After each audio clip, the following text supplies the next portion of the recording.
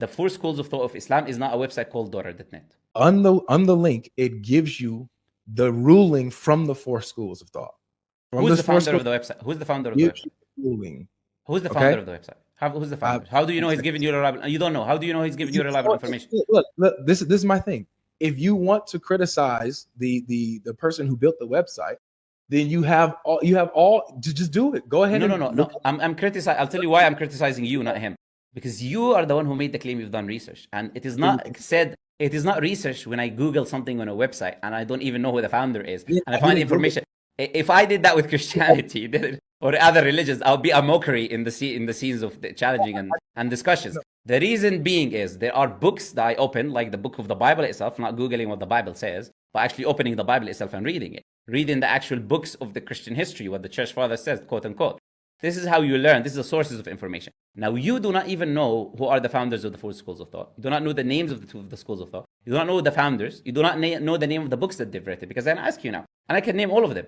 The difference between someone who's done the research actually on this matter, I can tell you the names of the books and the names of the mu'tamad, meaning the opinion that is taken in the madhab. They probably you're not aware with that terminology anyways, but the opinion that is taken in the madhab and who wrote the book and everything like that. That doesn't mean I'm boosting my knowledge in this issue, but I'm saying I'm not going to say I've done research unless I've actually done research. And actually doing research is actually opening the sources. The primary source is material, not a website somewhere on Google that puts opinions based on what they think the schools. According to the four schools of thought, they're very specific when it comes to consummation with a minor, that it's allowed as long as she can take it, as long as she is able to handle it. They have said nothing about her mental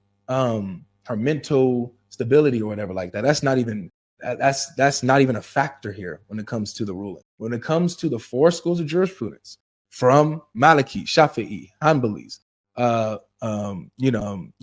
any of them. You said, I've done the research. I've looked at the schools of thought. You don't even know the names. How did you do the research and look at the school of thought so you don't even know the names of the school of thoughts? And then you went, when I say Google, this is where you find the website. You found Dawah.net on Google, and then you ended up, after finding Dawah.net on Google, saying what you found there, which you believe is the scenario in the case. And you lied, with all due respect, because it's the consensus, and there's no consensus. Even in that website, if I open it now, you're not going to find consensus of what you said. Now, there are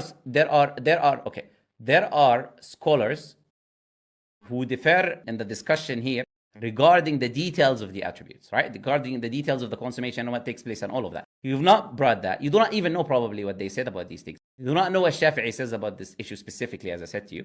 When you say this specific scholar did not mention the idea about harm, I can open in any book of fiqh and you will find the idea of harm that I was talking to you about being put as a main principle in jurisprudence, the idea that you cannot cause harm. So it is already a well-known factor. You do not need to mention something which is obvious and is well-known. So the idea of harm there includes the physical and psychological. It's a very well-known aspect and a principle in fiqh.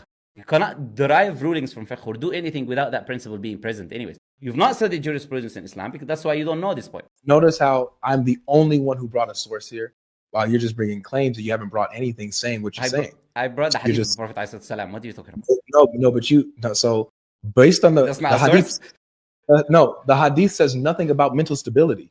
It says nothing about that. It says does the hadith say you're not allowed? No, you're lying now again. Does the hadith say you're not allowed to cause harm? You're supposed to be the cool one. Does the hadith say, because you claim that I didn't bring sources, does the hadith say you're not allowed to cause harm? Yes, it says you're not allowed to cause harm. Now, the scholars say, if you marry, look again, I'm not again. If you marry a young girl, that there will be psychological harm. Does the hadith include that situation? The hadith doesn't include any type of psychological harm. Okay. Harm. Well, it was not nice talking to you, but I'll let you go. Okay. This is the thing. You cannot have a discussion with someone who's like essentially lying. You are anti-Islam, or you curse Islam, or you're negative towards Islam, or you've been insulting to other du'at and other brothers and things like that. So I'm giving you a chance to basically clarify these things, because these are all just now anonymous information coming. So I do not take anonymous information, right? So let's hear from the source. Yes. I appreciate that, man. First of all, I want to say thank you for letting me on. No problem. Number one. No, yeah, I don't cuss. I don't cuss personally myself. I don't believe as Christians that we should use curse words. When it comes to matching, but there are times where I match people's energy, where I'm getting insulted, and so upon being provoked, that's when I'll respond. Sometimes, not all the time, but I'll respond. And I What about mocking other dua or things like that? Is that true? Mocking? Muslims, basically, people who invite to Islam and dua. I match energy with energy. If the person that I'm speaking to, you're being ambiguous there, by match energy, Okay, so you're saying if someone is abusive, you'll be abusive back. Is that what you're saying? I will sometimes, yes. But shouldn't you be a better human being and not to give negative energy towards negative energy being towards you? Like even if some people come and be abusive on this channel, I don't give them the same energy. Doesn't Christianity teach? Yeah, doesn't Christianity teach to give the other cheek? But still, it's when it comes to the type of vibe that we're in and the energy, I will talk trash back. I have no problem talking trash back. Yeah. And I hopefully we can all be better, isn't it? Hopefully we can all try to be better, inshallah, and not to give the same, because Allah Azza wa Jal says in the Quran, this is a teaching now in the Quran. Allah Azza wa Jal says in the Quran, ادفع بالتي هي أحسن السيئة. Push evil that is coming towards you, repel the evil that is coming towards you with goodness.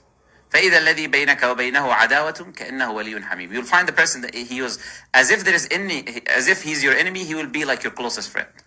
The person who's giving you this negative energy and evil energy, the Quran, this is the teaching of the Quran, is that you repel this negative energy that is coming towards you by being good and giving goodness towards the individual, and you will see surprising results.